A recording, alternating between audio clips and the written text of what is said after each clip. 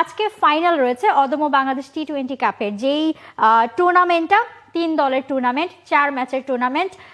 এই টুর্নামেন্টটা ফাইনালে চলে এসেছে। দর্শকদের একটাই কথা ছিল, কেন এত কম দল, কেন এত কম টুর্নামেন্ট, এবং সেইটার ফাইনালও হয়ে যাচ্ছে। আমার কেন যেন মনে হচ্ছে রাফি, অনেকে হয়তো জানেও না যে একটা টুর্নামেন্ট হয়ে আবার শেষও হয়ে যাচ্ছে। আপনার কিরকম মনে হচ্ছে কিনা? তা না, আপনি মাঠে গিয়েছেন, আপনার কাছে আমেজ পেয়েছেন আপনি?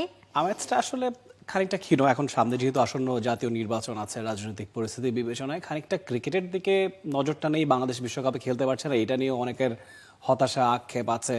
সেই জায়গায় এই টুর্নামেন্টটা একটু মানে লাইমলাইটের বাইরেই ছিল, সে কারণেই হয়তো বেশ কিছু ভালো পারফরমেন্স দেখা গেছে। আমরা ইতিপূর্বে দেখেছি যখনই কোনো বাংলাদেশের টিমের দিকে নজর না থাকে তখনই বাংলাদেশ ভালো খেলে। পাকিস্তানে গিয়ে বাংলাদেশ হোয়াইট ওয়াশ করে এসেছিল। তো সেই জায়গায় টুর্নামেন্ট আলো না কাটলেও যা হয়েছে ভালোই হয়েছে। অল্প সময়ের মধ্যে বিসিবি এমন একটা টুর্নামেন্ট আয়োজন করেছে, এটা তো আসলে কোনো প্রিপারেশন ছাড়াই তারা অ্যারেঞ্জ করেছে। বিপিএল এর আগে কিন্তু আপনি জানতেন না যে বিপিএল এর পরে আরো একটা টি-20 টুর্নামেন্ট করতে হবে, 3টা দল তৈরি করা। So it was A challenge, এবং চ্যালেঞ্জ মোটামুটি ভালো মতোই উতরে গেছে বিসিবি।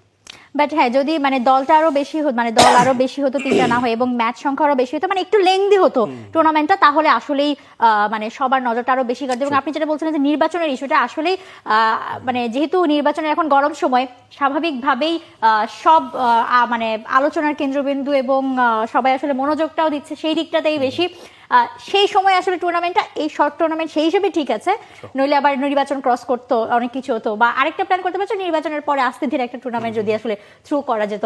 ওয়েল, যাই হোক, এই টুর্নামেন্ট এখন কোন পর্যায়ে আছে সেটা আমরা দেখতে চাই। লাস্ট ম্যাচটাতে কি হয়েছিল রাফি? লাস্ট যে ম্যাচটা ছিল সেই ম্যাচের ম্যাচ সামারিটা যদি আমরা একবার দেখে নেই। অ্যাবসলিউটলি, সেখানে দুরন্ত 145 রান করতে পেরেছিল আগে ব্যাট করে। দুবার ব্যাক টু ব্যাক দুটো ম্যাচে তারা জয় পেয়েছে, 149 করে ফেলেছে। দুরন্ত টিমের আরিফুল 41 রান করেছিলেন, ইয়াংস্টার, তাকে নিয়ে অনেক আলোচনা হচ্ছে। বেশ প্রপার টি-20 একজন ব্যাটার। এস এম মেহরব, তিনিও ভালো খেলেছেন, 36 রান করেছিলেন। আব্দুল গাফার সাকলাই 18 রান করেছিলেন।